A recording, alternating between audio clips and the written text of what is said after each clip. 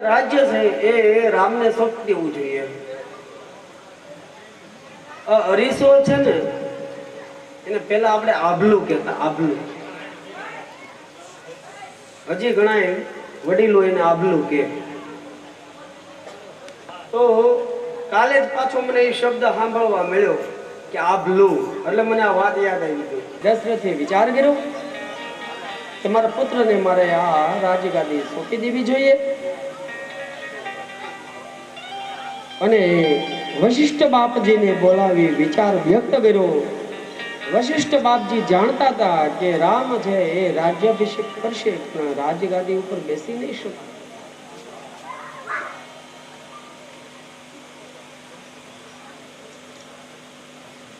આવતીકાલે રાજ્યાભિષેક થાય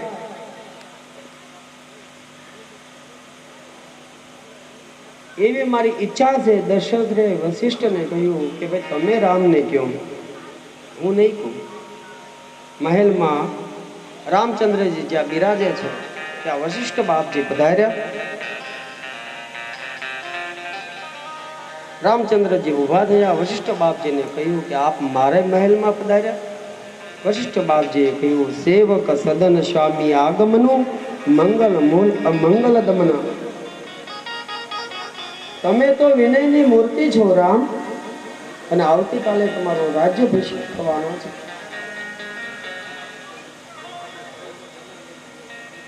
અને જે શ્રેષ્ઠ હોય એ રાજા થઈ શકે.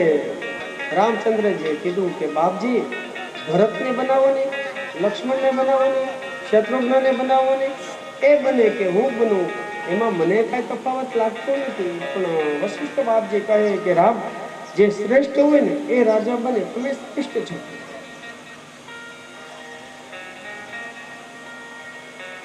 પણ દેવોને ઈર્ષ્યા થઈ. વિબતી હમારી દિલો કહી, બડી માથું કહી સોઈ આજુ. આ બાજુ અયોધ્યાનો ખબર પડી કે રામચંદ્રજીને રાજ્યાભિષેક થવાનો છે. પતાકા બાંધવામાં આવ્યા. બધા આનંદમાં છે, મંગલ ગીતો ગવાય છે.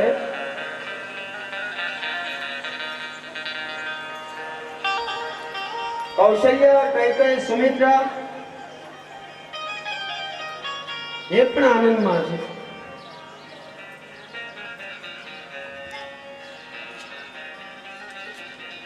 બધા આનંદમાં છે. અને એ વખતે મંથરા પણ આનંદમાં છે. મંથરાને કોઈ જાતનો વાંધો નથી.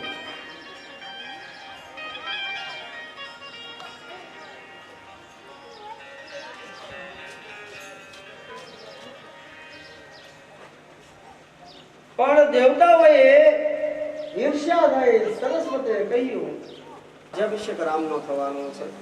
કૌશલ્યએ પોતાનો સોનાનો મોતીનો હાર હતો તોડી ગળામાંથી અને દાસીને આપી દીધો. દાસી લઈ અને બહાર આવીને એ વખતે મંથરા એને સામી મળી.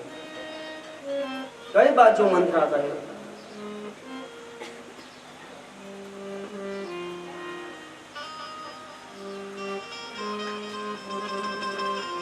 તો કે હું માને કેવા ગઈ હતી કે ભાઈ રામનો રાજ્યાભિષેક થવાનો છે. એ કેવા ગઈ ને મને જો આ હાર આપ્યો.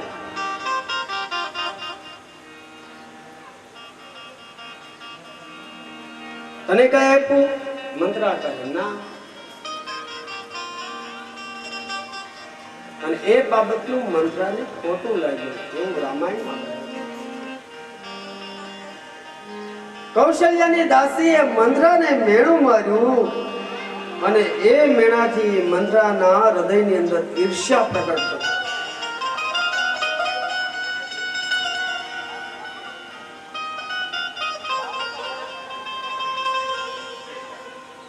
મંત્રાએ ઈર્ષ્યા લઈ અને કૈકેયીના મહેલની અંદર ગઈ અને કૈકેયીને કીધું કે મહારાણી તે ખબર છે?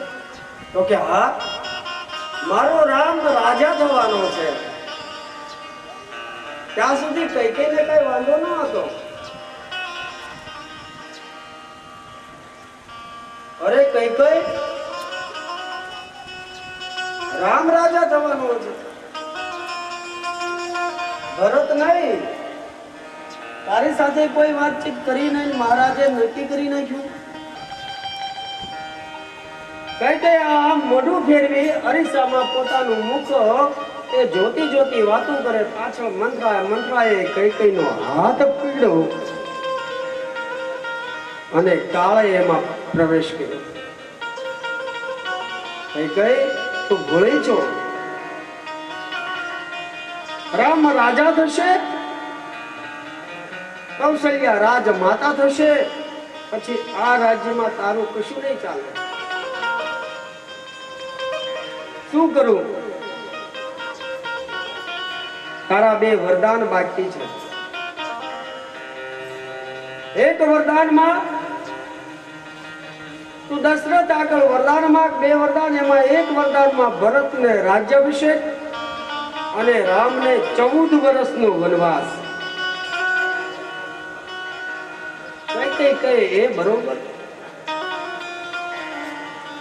આપણી બધી કહેવત છે, કાળિયા હારે ધોળિયો બાંધો વાન ન આવે પણ ખાન આવે. એમાં આયા એ થયું, વાન નો આવ્યો પણ ખાન આવી.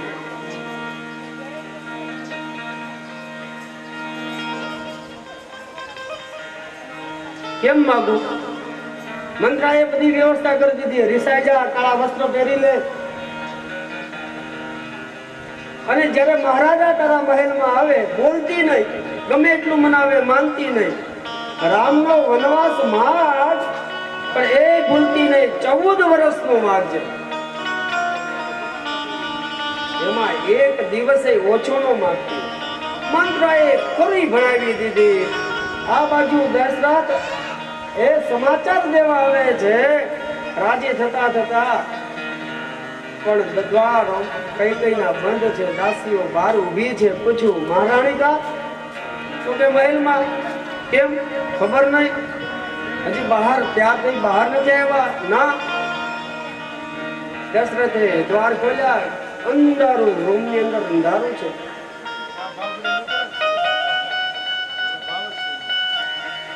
દશરથ મહારાજે દીવાને પ્રગટ કર્યો. તો દશરથ શું જુએ છે? કઈ કઈ એ ભૂમિ ઉપર પડ્યા છે, કાળા વસ્ત્રો ધારણ કરેલા છે. ત્યાં જે બેસી ગયા કઈ કઈ. આ શું? કાલે આપણા રામને હું રાજ્યાભિષેક કરવાનો છું, એ તને સમાચાર દેવા આવ્યો છે. તો શું થઈ ગયું?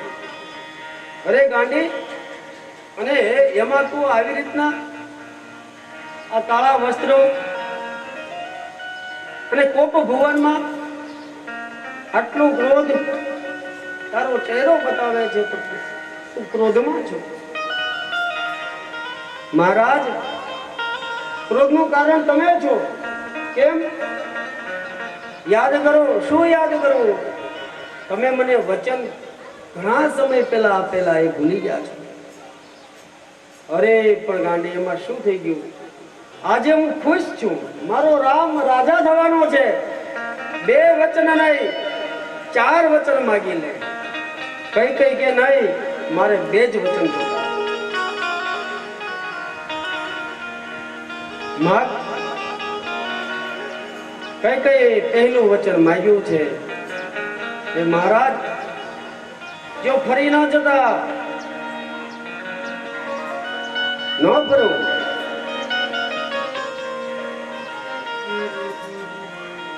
અને ફરી જશો તો ન ફરો. જો હજી વિચાર કરી લો. મહારાજ દશરથે કહ્યું, રઘુકુલ રીત સદા ચલી આઈ, પ્રાણ જાય પર વચન ન જાય. એ કઈ ગઈ આ રઘુ રાજાની જે રીત હતી, એના કુળની જે રીત છે, એક વચન અપાઈ ગયું. એ વચન ભંગ ન થાય એ હું વચન ભંગ નહીં કરું. નહીં અસત્ય સમપાતક પૂજા. આ કુળની અંદર અસત્ય બોલવું એ મોટામાં મોટું પાપ ગણાય છે. હું અસત્ય નથી બોલતો. ગિરી સમ હોય કે કોટી ગુંજા. માગી લે. અને પેલું વચન માગ્યું કે મહારાજ તો સાંભળો, પેલા વચનમાં મારા ભરતને રાજ્યાભિષેક. દશરથ કહે, અરે દીધું એમાં શું હતું?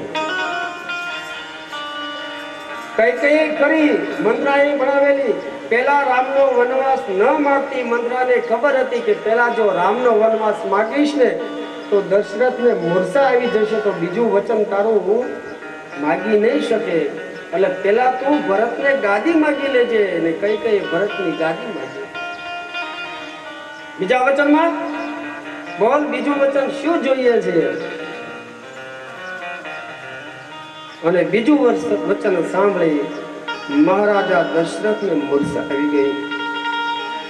તાપસ બેશ વિશે ઉદાસી. કઈ કઈ શું કીધું? તપસ્વીના વેશમાં ઉદાસીન અવસ્થામાં 14 વર્ષ રામ વનવાસી. તપસ્વી વેશમાં રામ 14 વર્ષ માટે વનમાં રહે એ હું બીજું વચન માંગુ છું. આ વચન કઈ કઈ માંગ્યું ત્યાં દશરથ હા હા હા કરતા એ મૂર્છાને પામી.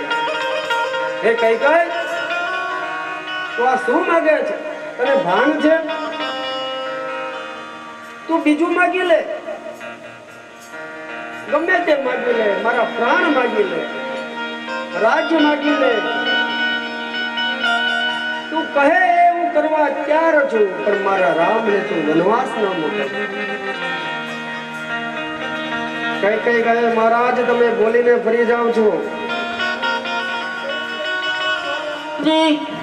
એ ભલે ને ગાડીએ આવે રે વનનો દે મારા રામને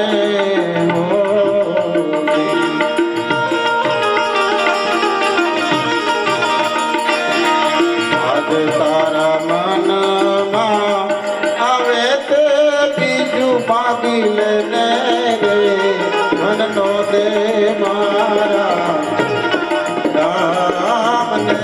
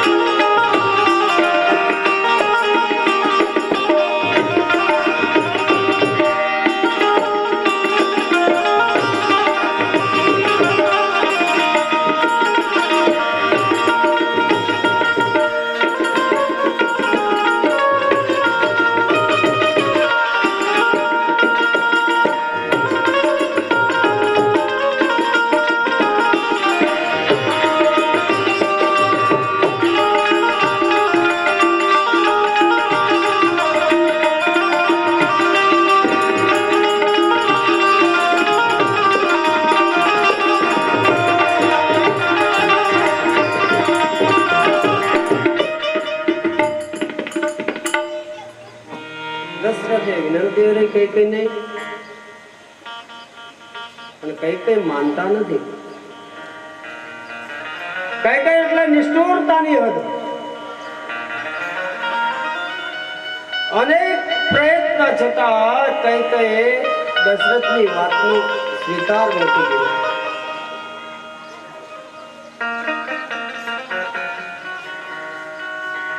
દશરથ મહારાજ મૂર્છિત થયા.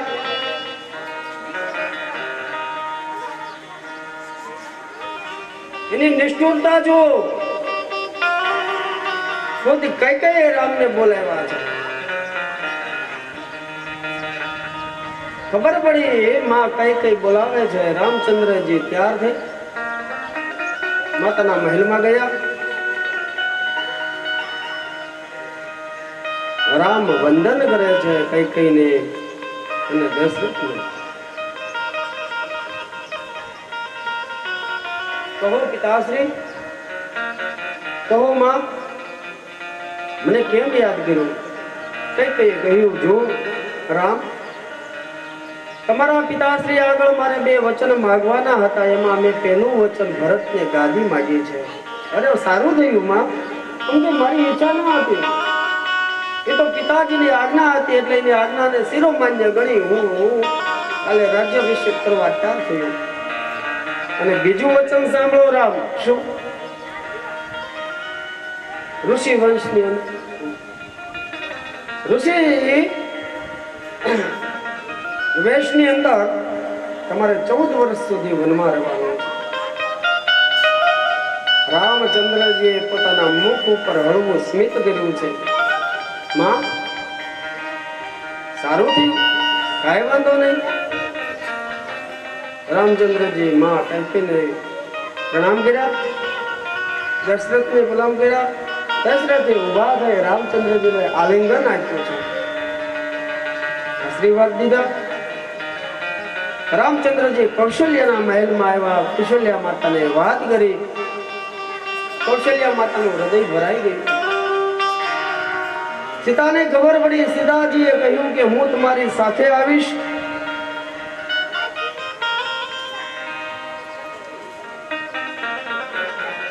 કૌશલ્યાએ કહ્યું કે વનમાં સાથે ન જવાય. બળભાગી બનું અવધ અભાગી, જો રઘુ બસત તિલક તુમ ત્યાગી. હું પણ સાથે આવું. કૌશલ્યામાં કહે હું પણ સાથે આવું, પણ મારો પતિવ્રતા ધર્મ છે, મને ના પાડે છે. તારા પિતાશ્રીને હું એકલી છોડીને ન આવી શકું.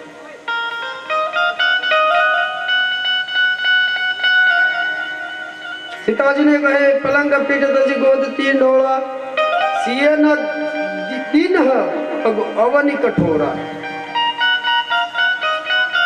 માં કૌશલ્યા કહે મારો દીકરો વનમાં ફરે એનો મને કોઈ વાંધો નથી. હે સીતા, તું હેંડોળાથી કોઈ દિવસ નીચે નથી ઉતરીને વનમાં તો ખુલ્લા પગે કેમ ફરી શકીશ? બેટા, એ વન છે, જ્યાં કાંટા કંકણ હોય તારા પગમાં વાગે. સીતાજી એકના 2 નથી થયા. લક્ષ્મણજીને ખબર પડી. લક્ષ્મણજીએ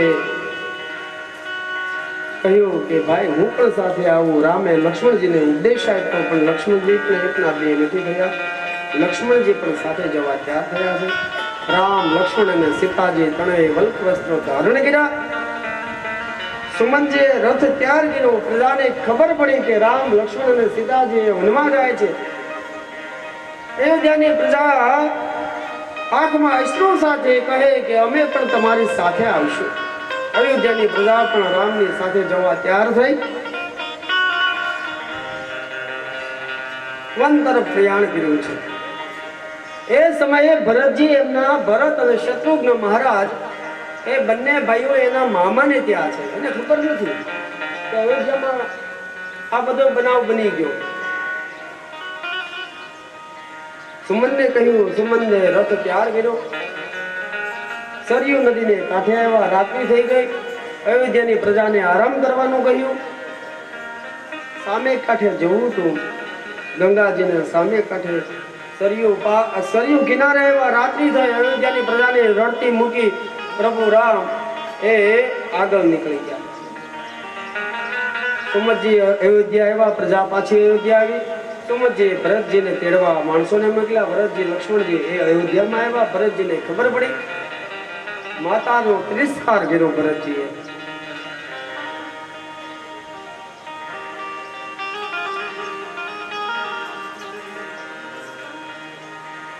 રામાયણની અંદર લક્ષ્મણ ગીતા કહી છે,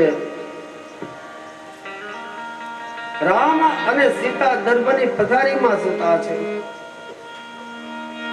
લક્ષ્મણજી એની ચોકી કરે છે. રામાયણ ત્યાં સુધી કહે છે કે 14 વર્ષ સુધી લક્ષ્મણજીએ મટકું નથી માર્યું. આખી રાત રામ અને સીતાજીનું રક્ષણ કરે, ચોકી કરે, અને દિવસે સીતા અને રામની પાછળ પાછળ લક્ષ્મણજી ચાલે. 14 વર્ષ સુધી લક્ષ્મણજી સૂતા નથી. આ બાજુ ભરતજી આવ્યા. ભરતજીને ખબર પડી, અયોધ્યાની બહાર ભગવાનની ઝૂંપડી બાંધી અને ત્યાં એમને બહાર રહી સંન્યાસીના રૂપમાં અયોધ્યાનું શાસન ચાલુ કર્યું.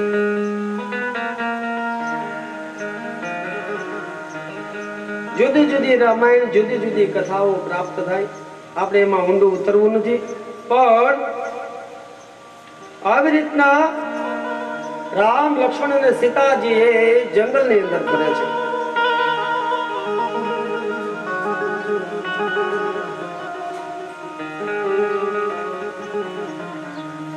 ભરતજીએ વિચાર કર્યો.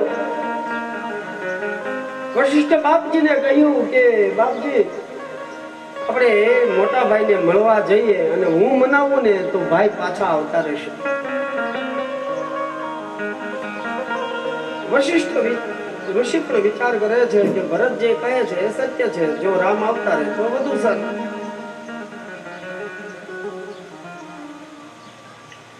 લોકોએ કહ્યું ભરદ્વાજના આશ્રમમાં જવું પડશે.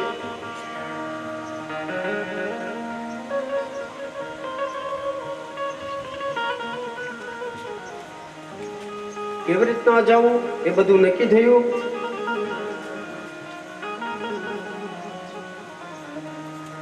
ભરતજીએ અયોધ્યા વાસીઓને જનક રાજા, વશિષ્ઠ, વિશ્વામિત્ર, લક્ષ્મણ એની સાથે રામચંદ્રજીને મળવા માટે આવે છે.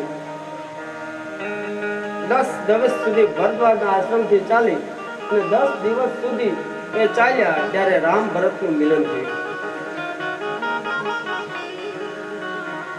ભરતની સાથે જે લોકો છે એ બધા ચિત્રકૂટ આવ્યા. ચિત્રકૂટની તળેટીમાં ત્યાં વિશ્રામ કર્યો. આ બાજુ સીતાજીને સપના આવ્યું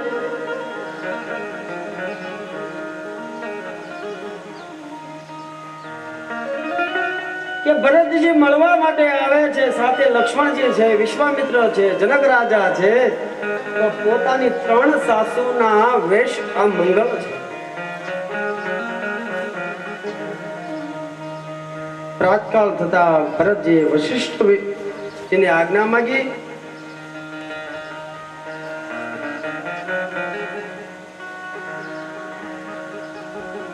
ભરતજીએ કહ્યું કે બાપજી મને આજ્ઞા આપો, હું મોટા ભાઈને મળતો આવું. વળી ભરતજીએ વિચાર કર્યો કે હું ક્યાં મુખ્ય ભાઈને મળવા.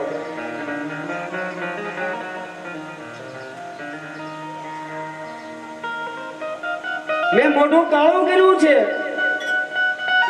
હું એના મોઢું કેમ બતાવીશ?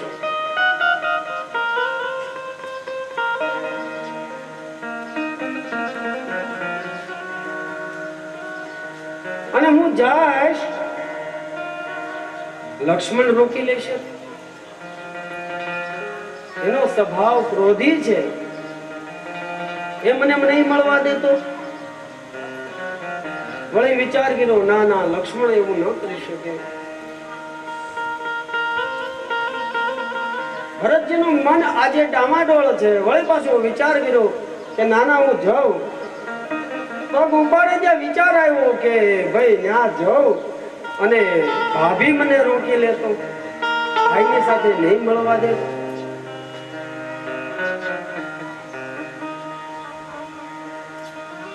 વળી પોતાને વિચાર આવ્યો કે નહીં, એ મારા ભાઈની સંગીની છે, એ મારી સાથે એવું ન કરી શકે.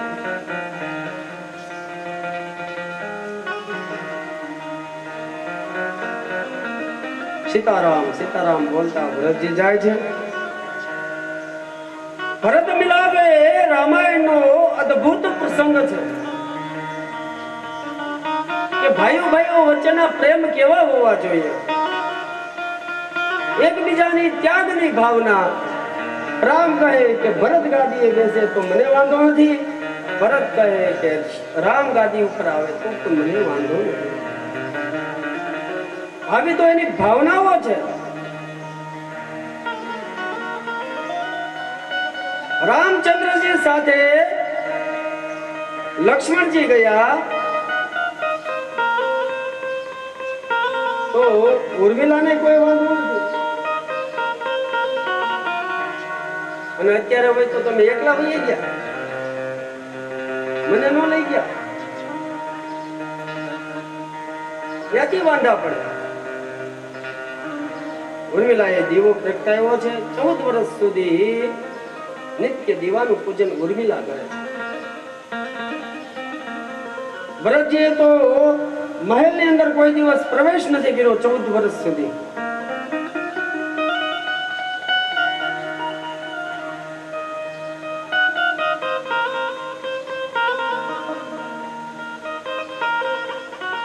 ભીલ લોકોને ખબર પડી ભરતજી રામચંદ્રજીને મળવા આવ્યા છે. ભીલે જઈ અને રામચંદ્રજીની આગળ બે હાથ જોડીને કહ્યું કે પ્રભુ, ચતુરંગી સેના છે, અનેક ઋષિઓ સાથે છે, અને રામચંદ્રજી સીતા બંને બેઠા છે, લક્ષ્મણજી આગળમાં ઊભા છે, અને એની સાથે ભરત એ શબ્દ ભીલ બોલી ન શક્યો. એની સાથે રામ કહ્યો, તો એની સાથે કોણ છે? પ્રભુ, ચતુરંગી સેના લઈ અને એની સાથે આપના ભાઈ ભરત છે. ભરત શબ્દ એના કાને પડ્યો ત્યાં રામચંદ્રજી ઉભા થઈ ગયા. હા હા, મારો ભરત આવ્યો છે.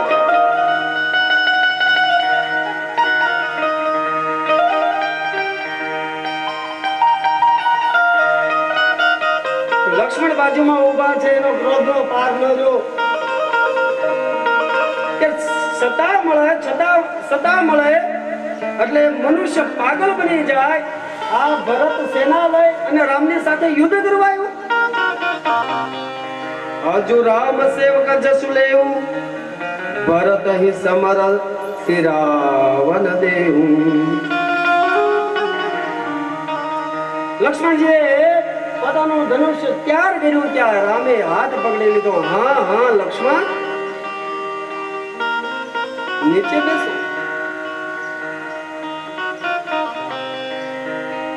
એને અયોધ્યાનું નહીં, બ્રહ્મલોકનું હું રાજ્ય મળે ને તો એને ગર્વ ન થાય, એને અભિમાન ના આવે, એને મદ ન થાય.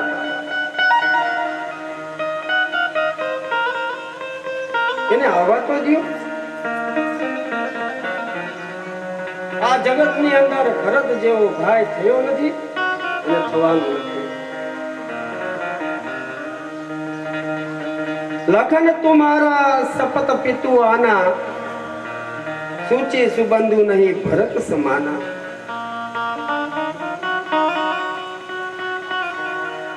ભરતજીનો પ્રેમ એવો છે કે ચિત્રકૂટના પથ્થરો પણ પીગળવા લાગ્યા.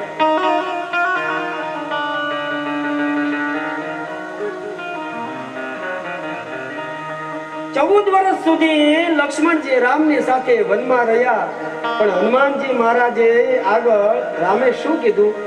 તુમ મમ પ્રિય ભરત સમ ભાઈ. તું મને કેવો વાલો છો? ભરત જેટલો મને વાલો છે ને એટલો જ હનુમાન તું મને વાલો છે. લક્ષ્મણજી 14 વર્ષ વનમાં રહ્યા. રામચંદ્રજીએ એમ કીધું કે મને પ્રિય જેટલો ભરત છે ને હનુમાન એટલું જ તું મને પ્રિય છો. અહીં પણ લક્ષ્મણજીને રામચંદ્રજી એ કહે છે કે હે લક્ષ્મણ, એ ભરત છે.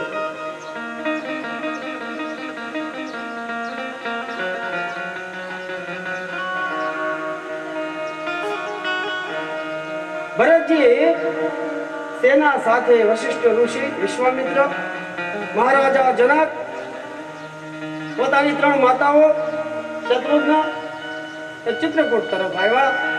સામે રામ સીતાજી એ બિરાજિત છે, બાજુમાં લક્ષ્મણજી એ ઊભા છે. ભરતજીને હજી વિશ્વાસ નથી. હૃદયની અંદર એમ થાય છે કે હું ક્યાં મોઢે જાઉં? મારી માં સમાન ભાભી સામે, મારા પિતા સમાન ભાઈ સામે હું ત્યાં જઈને શું કહીશ?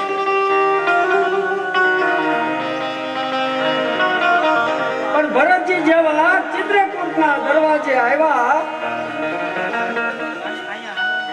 અને બાપજી લખે છે, ઉઠે રામ સુને પેમા ધીરા,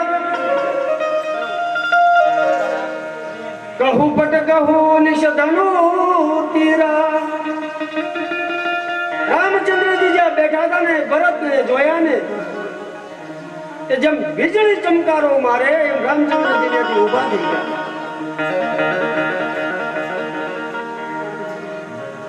ઉઠું રામ સુની પ્રેમ ધીરા, કહું પટ કહું નિષદ ધનુ તીરા.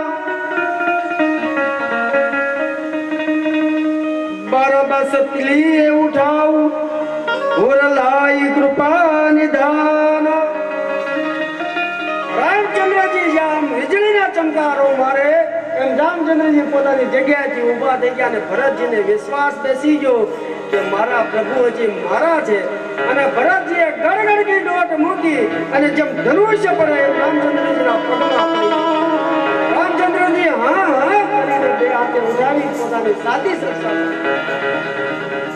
બરબસલી ઉઠાઈ બે હાથથી ભરતજીને ઉઠાવ્યા. ઉરલાઈ કૃપા નિધાન. કૃપા નિધાને ભરતજીને પોતાની સાથી લગાવ્યા છે. ભાઈ ભરત રામ કે મિલઈ લેકે બિસરે સભી અપમાન. જેમ ચિત્રકૂટ ઉપર જીવ અને શિવનું મિલન થાય એવું રામ અને ભરતનું મિલન થઈ ગયું. એકબીજા ભેટાને એવા સમાઈ ગયા કે આમાં રામ કોણ ને ભરત કોણ છે ઓળખી.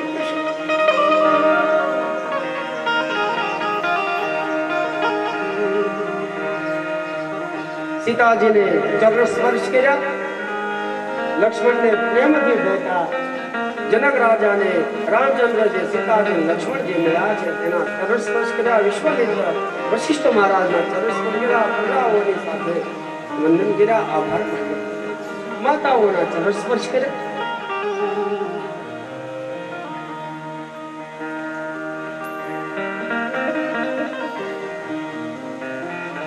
ભરતજીને બાજુમાં રામચંદ્રજીએ બેસાડ્યા.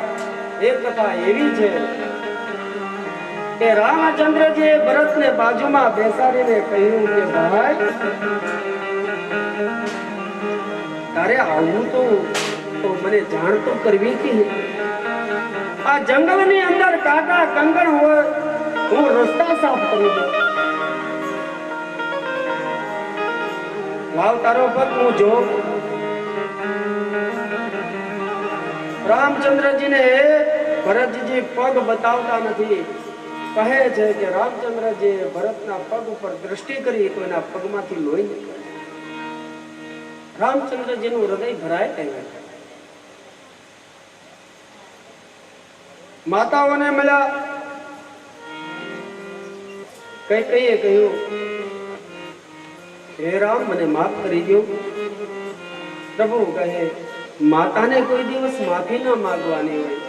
તમે તો મારી ઉપર ઉપકાર કર્યો છે. મને અનેક ઋષિઓનો સંગાથ મળ્યો, ઋષિ મુનિઓ સાથે સત્સંગ થયો,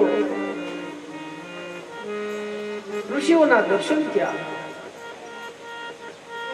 તમે અફસોસ કરો માં, તમારા હૃદયની અંદર જે ભાર છે એને કાઢી નાખો. તમે મારી ઉપર વનમાં મોકલીને હે માં તમે મને હે મારી ઉપર બહુ કૃપા કરી છે. રામચંદ્રજી સરળ છે,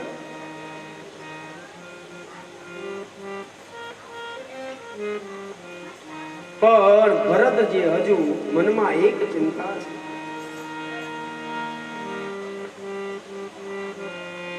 કે હું પ્રભુને અયોધ્યા કેમ પધરાવું.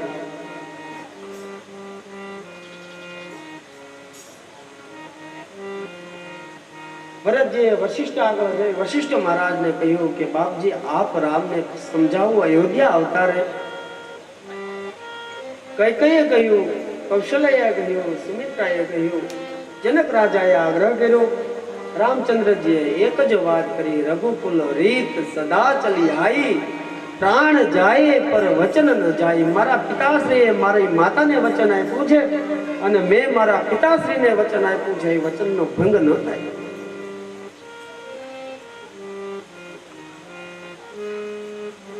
રામ અયોધ્યામાં ન આવે ત્યાં સુધી કોઈને શાંતિ ન થાય.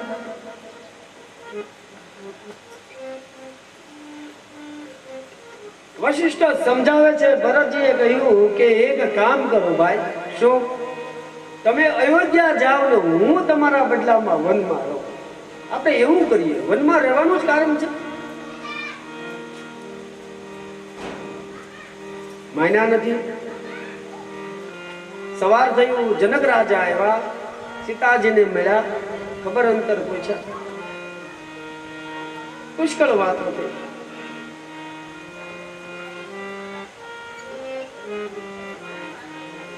અહીં રામાયણમાં જનક રાજાએ સીતાજીને બીજી કોઈ ચર્ચા કરી નથી કે મજામાં બેઠા, સારું છે ને બસ. બાકી બધા બેઠા હોય ને વાતો થઈ હોય તે ક્યાંય એવું નથી કીધું કે તારે જંગલમાં આવવાની હું જરૂર નથી, હું દોઢું થવાની કઈ જરૂર નથી. ઘીરે રહી હોત તો ત્યાં હિચકે હિંડોળે હિચકી હોત તો એ હારવાર આવવાનું શું કારણ હતું? અથવા તો રામ વનમાં આટા મારે ને તું જનકપુર એવી હોત તો નહીં. એ તો જનક વૈદેહી છે.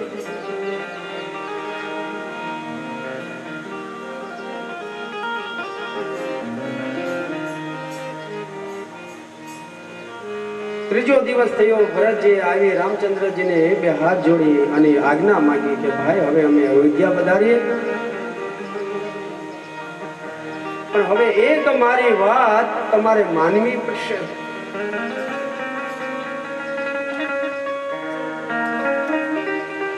એક વચન આપ. હવે તમે મારી એક વાત નો સ્વીકાર તમારે કરવો જ પડશે. આજે રામચંદ્રજી પણ રાજી છે. કહે માગો ભરત, શું માગો? મોટા ભાઈ તમારી પાદુકા મને આપો. પાદુકાને અયોધ્યાના સિંહાસન ઉપર પધરાવી અને તમારો મંત્રી બની અને હું અયોધ્યાનું શાસન કરીશ.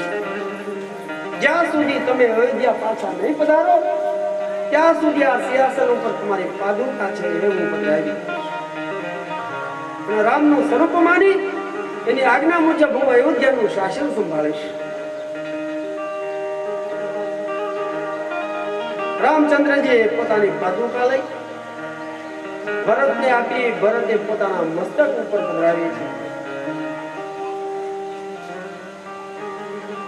અને એ મસ્તક ઉપર પાદુકા પધરાવીને ભરતની આંખોમાંથી ગંગા જમના ચાલુ છે. આ ભાઈઓ વચ્ચેનો પ્રેમ છે.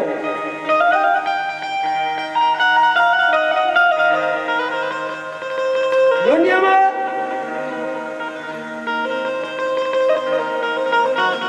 જો કોઈ સાથી હોય ખરો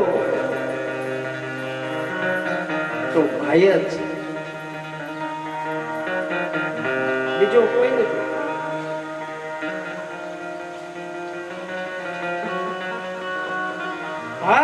ભાઈનો પ્રેમ એ સ્વાર્થ વગરનો, બહેન ભાઈનો પ્રેમ એ પણ સ્વાર્થ વગરનો હોય, બહેન બહેનનો પ્રેમ એ પણ સ્વાર્થ વગરનો હોય. જેમ મા બાપને એના સંતાનો સાથે જેમ પ્રેમ હોય એ સ્વાર્થ વગરનો હોય, એમ ભાઈઓ ભાઈઓના પ્રેમ સ્વાર્થ વગરના હોવા છે. એમાં સ્વાર્થ ન હોય. દુનિયાનું મોટામાં મોટું ઉદાહરણ ભરત છે કે ભાઈઓ ભાઈઓનો પ્રેમ કેવો હોવો જોઈએ. ભરતજી રામચંદ્રજીની પાદુકા લઈ પંચવટીમાં આવ્યા.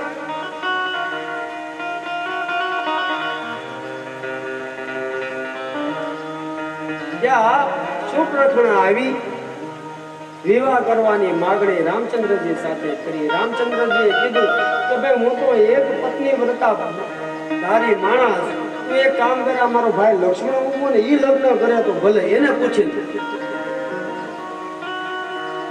લક્ષ્મણજી આગળ જાય. સુરપણખાએ પોતાના વખાણ બહુ કર્યા. હું આટલી સુંદર છું, મારે આવું છું, મારે તેમ છું, મારા બાપની ઘરે બહુ સારું છે. લક્ષ્મણ કે જે હોય એ તલવાર કાઢીને નાક કાપી લે. નીકળ ગઈ રાવણ આગળ. રાવણને વાત કરી, મારું નાક કાપી નાખ્યું. પંચવટીમાં કોઈ બે આવ્યા છે સાધુ વેશમાં, કઈ અયોધ્યાના મહારાજા દશરથના પુત્રો છે. પણ ભાઈ એક વાત કહું, શું એની સાથે સ્ત્રી બહુ સુંદર છે.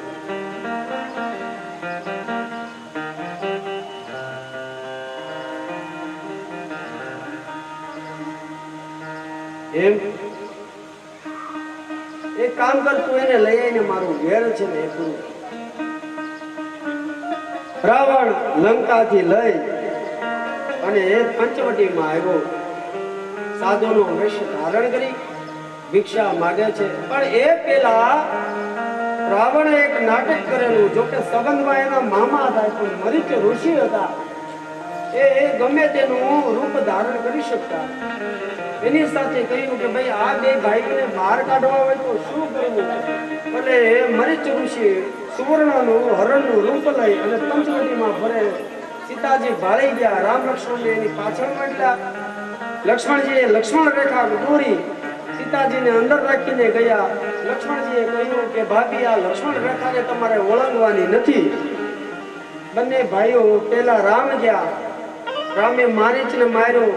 મારીચે હે લક્ષ્મણનો સાદ કર્યો. લક્ષ્મણને એમ થયું કે ભાઈ રામ કોઈ તકલીફમાં છે. સીતાજીને પણ એમ થયું લક્ષ્મણજી ખસતા નથી. સીતાજીનું ધ્યાન રાખીને રામ ગયા છે કે ભાઈ સીતાજીનું ધ્યાન રાખજે. લક્ષ્મણજી ના નથી જતા. સીતાજીએ સોગંદ આપ્યા. લક્ષ્મણજી લક્ષ્મણ રેખા દોરી અને એ રામની પાછળ ગયા. અને આ બાજુ રાવણ એ સાધુનો વેશ ધારણ કરી અને એ પંચવટીમાં ભિક્ષા માંગે છે. સીતાજી ભિક્ષા દેવા આવ્યા. રાવણને ખબર હતી કે લક્ષ્મણે દોરેલી લક્ષ્મણ રેખાને મારે સ્પર્શ ન કરાય. જો હું અડું તો બળીને ભસ્મ થાવ. એટલે માતા સીતાને કીધું કે તમે લક્ષ્મણ રેખા ઓળંગીને મને ભિક્ષા આપો. લક્ષ્મણ રેખા એટલે એ મર્યાદા, ઘરની મર્યાદા. જે સ્ત્રી ઘરની મર્યાદા ઓળંગે એનું પતન થાય. આ એક પ્રસંગ એવો છે એ આપણને બતાવે. બાકી ક્યાંય મર્યાદા તૂટી હોય એવું રામાયણમાં આવ્યું નથી. સીતાજીએ લક્ષ્મણ રેખા ઓળંગી. રાવણે હરણગીરું જટાયુએ એનો સામનો કર્યો. જટાયુની પાખું રાવણે કાપી નાખી. લંકામાં લઈને રાવણ સીતાજી માતાને લઈ ગયો. વટીમાં સીતાજીને રાખ્યા. વાટિકામાં સીતાજીને રાખ્યા.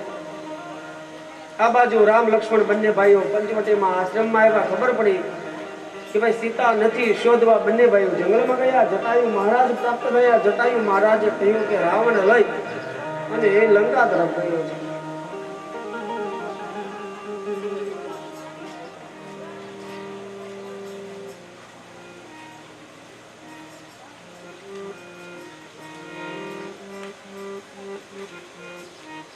આજે રામ લક્ષ્મણ શોધતા જંગલમાં ફરે છે.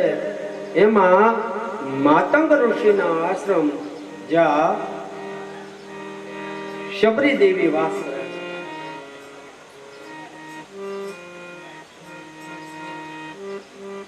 શબરીના આશ્રમમાં પધાર્યા.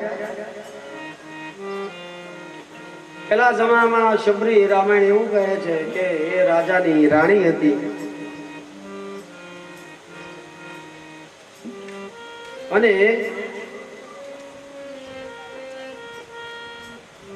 એકવાર પ્રયાગરાજ ગઈ કે અનેક મહાત્માઓ ના દર્શન કર્યા, ત્રિવેણીમાં દેહ ત્યાગ કરવો એવી ઈચ્છા વ્યક્ત કરી. હવેના જન્મમાં મને સાચા સંતોનો સંગ થાય એવી ઈચ્છા વ્યક્ત કરી. બીજા જન્મમાં ભીલકન્યા થયા. શબરી એ શુદ્ધ પ્રેમ લક્ષણા ભક્તિ છે.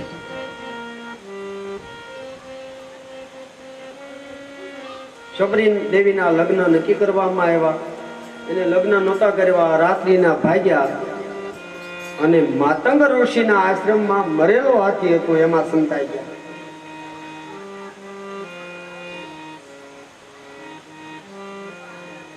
અને ત્યાં રોકાણા. માતંગ ઋષિને એવો નિયમ હતો કે આજીવન એક જ હિંસા કરવી, બીજું પાપ, બીજું કર્મ ન કરવું. એટલે હાથીને મારીને એના આશ્રમમાં રાખ્યા.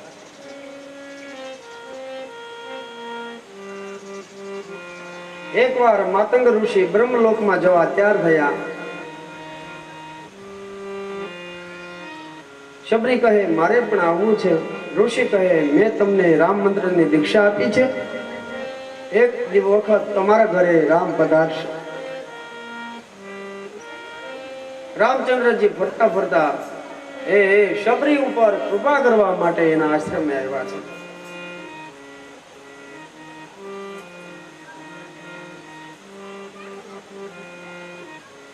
ગુરુની કૃપા થઈ અને શબરીને ભગવાનની પ્રાપ્તિ થઈ. ગુરુની કૃપા એ જ ગોવિંદની કૃપા.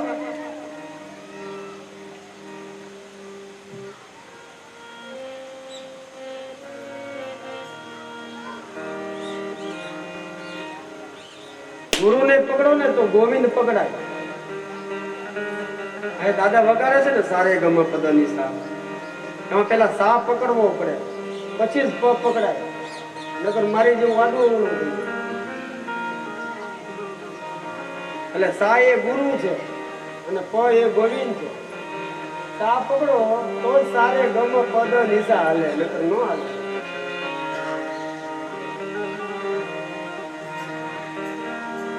अधम जाति है मैं जड़मति भारी,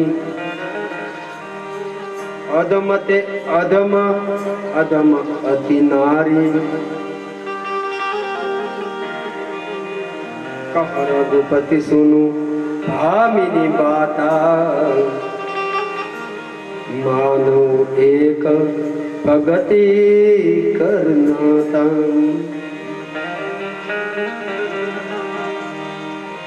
શબરીએ રામ લક્ષ્મણ ને જોયા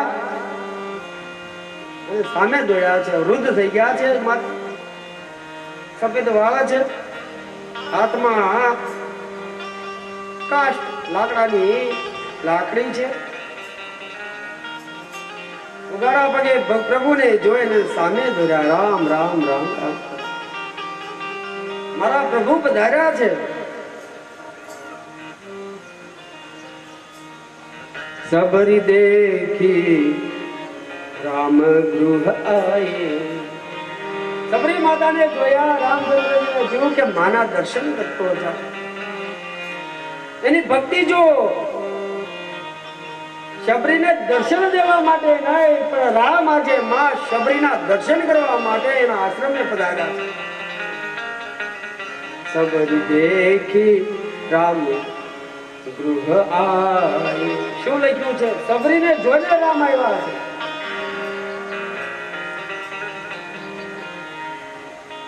સબરી દેખી રામ ગૃહ આય.